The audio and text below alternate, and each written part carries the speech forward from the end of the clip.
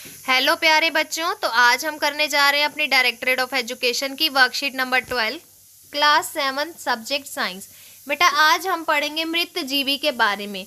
नाम से ही पता चल रहा है बेटा, मृत यानी कि मृत वस्तुओं पर, जीवी मतलब जीवन प्राप्त करने वाले। तो बेटा इस प्रकार के पोषण में जो भी जीव होता है वो किसी भी मरे हुए या विघटित जैविक पदार्थों से अपना पोषण लेता है, उन्हें बोला जाता है मृत जीवी। जैसे बेटा मशरूम आपने देखी होगी, छत्रक, ब्रेड पर लगी हुई फफूंदी और ईस्ट।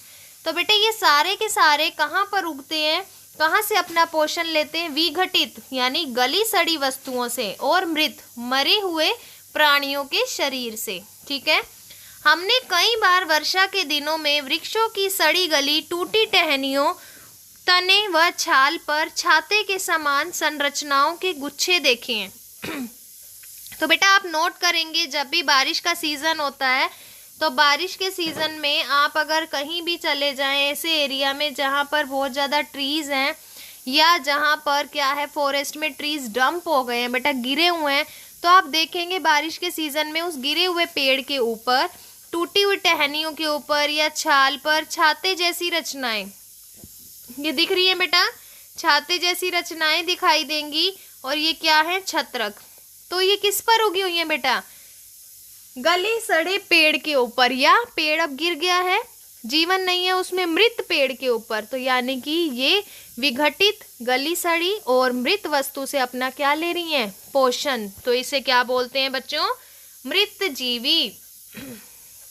इस प्रकार की पोषण प्रणाली जिसमें जीव किसी भी मृत विघटित जैविक से अपना पोषण लेता है उसे बोला जाता है मृत जीवी पोषण प्रणाली, और ऐसे जीवों को बोला जाता है मृत जीवी। कवक है, छत्रक है, ब्रेड पर उगती कवक और ईस्ट। आखिर बेटा ये कवक लगती कहाँ है? अगर आप देखेंगे अचार, अचार के ऊपर भी आपने कभी कवक देखा है घर में? चमड़ा, कपड़ा व अन्य पदार्थों पर। और वर्षा ऋतु में बेटा सबसे ज़्यादा इनको उगने के लिए परिस्थितियाँ मिल जाती हैं। ये सामान्यतः वायु में उपस्थित होते हैं। जब भी जैव पदार्थ पर ये बैठते हैं, जैव पदार्थ अगर गीला है, उष्ण है, तो बेटा ये वहीं पर अंकुरित हो जाते हैं और कवक को जन्म देते हैं।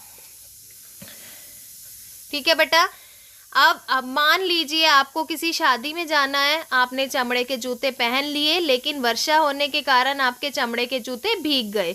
आपने वो चमड़े के जूते बेटा बारिश से आने के बाद धूप में नहीं रखे थे, नेक्स्ट डे भी नहीं, 1 वीक तक वो जूते आपके बेड के नीचे या आपके शू केस में ऐसे ही बंद पड़े रहे। तो अब वहां पर उन्हें कैसा वातावरण मिल रहा है बेटा? एक तो चमड़ा गीला है, नमी उसमें पहले से ही है, दूसरा शू केस या फिर आपके बेड के नीचे अंधेरा है। तो बेटा अंधेरे वाली जगह में और नमी वाली जगह में उस चमड़े के जूते में क्या उग जाता है? कवक, क्योंकि उसे उगने के लिए उचित परिस्थितियां मिल चुकी हैं। ठीक है बेटा, तो ये कहाँ कहाँ पर उगेगा अंडरलाइन कर लेते हैं हम। ये अचार, चमड़ा, कपड़ा व अन्य पदार्थों पर उगते हैं। वर्षा ऋतु इनके लिए सबसे ज्यादा उत्तम है बेटा। ये हर टाइम वायु में रहते हैं, लेकिन जैसे ही किसी जैव उत्पाद पर बैठेंगे जो गीला होगा तो ये क्या हो जाएंगे? अंकुरित हो जाएंगे। कवक हमारे लिए उपयोगी भी हैं। तो बेटा ये हमारे लिए सिर्फ नुकसानदायक नहीं है, इनके कुछ उपयोग भी हैं। हर चीज़ के कुछ लाभ तो कुछ हानियां होती हैं, उसी तरह से बेटा कवक भी हमारे लिए लाभदायक भी हैं और हानिकारक भी। लाभदायक कौन कौन से हैं बेटा? पहला देखिए, छत्रक, मशरूम की सब्जी आप सभी खाते होंगे। ईस्ट का प्रयोग अल्कोहल बनाने में किया जाता है बेटा। पेनिसिलियम से एंटीबायोटिक दवाइयाँ बनती हैं। ठीक है, तो ये तो इसके लाभ हो गए। अगर मैं बात करूं बेटा इसकी हानियों की, तो इनके नुकसान भी हैं। ये पौधे, जंतु और मनुष्यों में बीमारी फैलाते हैं। हमारे अंदर बेटा दाद नामक त्वचा रोग इन्हीं के कारण होता है। आगे आपको एक एक्टिविटी करनी है बेटा, आप घर में ट्राई जरूर करेंगे इसको। ब्रेड का एक टुकड़ा लेकर उसे भिगो लें और उसे किसी नम यानी गीले और अंधेरे वाली जगह पर 2-3 दिन के लिए रख दो बेटा। और अब उसके बाद आप जब देखेंगे तो उस पर रोए जैसी रचना आ जाएगी, और ये रोए जैसी रचना क्या है? कवक। दिख रहा है बेटा आपको इस डायग्राम में? क्या लग चुकी है ब्रेड के ऊपर? कवक। आपने ये ज़रूर ट्राई करनी है ताकि आप भी देखें कि कवक कैसा होता है। कुछ जीव बेटा एक दूसरे के साथ रहते हैं और अपना आवास व पोषक तत्व बांट लेते हैं, इसे बोलते हैं सहजीवी संबंध। आप अपने आप को ही देख लिए, आप अपने क्लास के किसी बच्चे से क्लास के किसी बच्चे से फ्रेंडशिप करते हैं, फ्रेंडशिप करने में कुछ आपका फ़ायदा है, कुछ उसका फ़ायदा है।